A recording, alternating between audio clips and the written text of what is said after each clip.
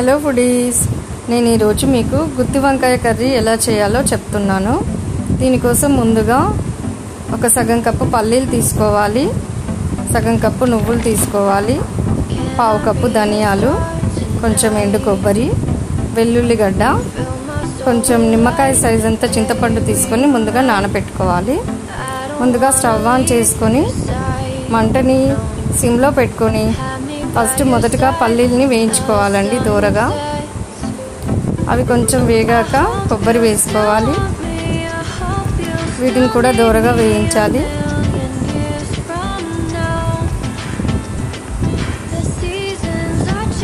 తర్వాత ధనియాలు వేసుకోవాలి, వీటిని కూడా దూరగా వేయిస్తూ ఉండాలి. మంటని మాత్రం సిమ్లో పెట్టుకోవాలండి. తర్వాత నువ్వులు కూడా వేసుకుని కొంచెం నువ్వులు చిటపటమన్నాక దూరగా వేయించుకుంటూ ఉండాలి. సిమ్లో వేయించితేనే ఈ టేస్ట్ బాగుంటుందండి. హై ఫ్లేమ్లో అస్సలు వేయించకూడదు వీటిని. ఇవి వేయించాక వీటన్నింటినీ ఒక మిక్సర్ జార్లో ముందుగా వెల్లుల్లిని పొట్టు ఒలిచి అందులో వేసుకోవాలండి. తర్వాత మనం వేయించిన పల్లీలు, కొబ్బరి, నువ్వులు ఇవన్నీ మిక్సీ జార్లో వేసుకోవాలి. దీన్ని ఫైన్గా మిక్స్ చేసుకోవాలండి. దీన్ని ఫైన్ పేస్ట్లా మిక్స్ చేసుకున్న తర్వాత ఈ పేస్ట్లో కొంచెం వాటర్ వేసుకొని మిక్స్ చేసుకోవాలండి. దాన్ని పక్కన ఉంచుకోవాలి. తర్వాత ఒక బౌల్లో వాటర్ వేసుకొని కొంచెం సాల్ట్ వేసుకొని గుత్తి వంకాయని కట్ చేసి అందులో వేసుకోవాలండి. తర్వాత స్టవ్ ఆన్ చేసుకుని ప్యాన్ పెట్టుకుని కొంచెం ఆయిల్ వేసుకొని ఈ కట్ చేసిన వంకాయల్ని దాంట్లో ఫ్రై చేయాలండి. 70% వరకు ఇప్పుడే ఫ్రై చేసుకోవాలి.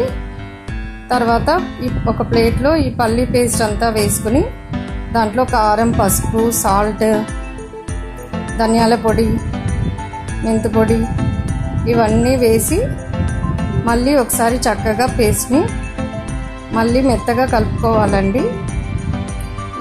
ఈ మసాలా పేస్ట్ని చాలా మెత్తగా, సాఫ్ట్గా కలిపి రెడీగా పెట్టుకోవాలి.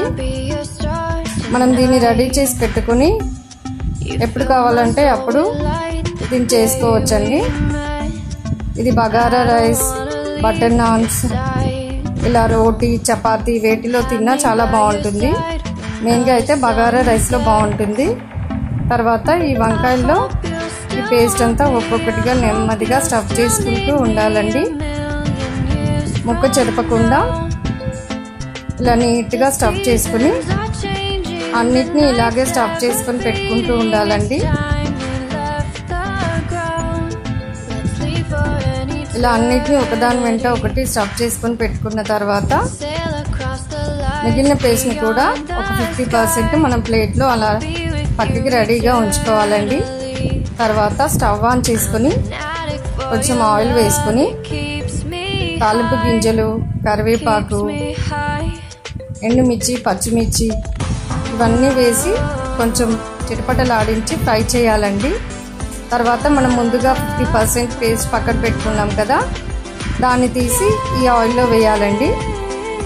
ఇది కొంచెం ఫ్రై అయ్యి ఆయిల్ కొంచెం ఇలా పైకి తేలిన తర్వాత చింతపండు గుజ్జు మనం నానపెట్టుకున్నాం కదండి, అది రసం తీసుకుని దాంట్లో వేసుకోవాలి.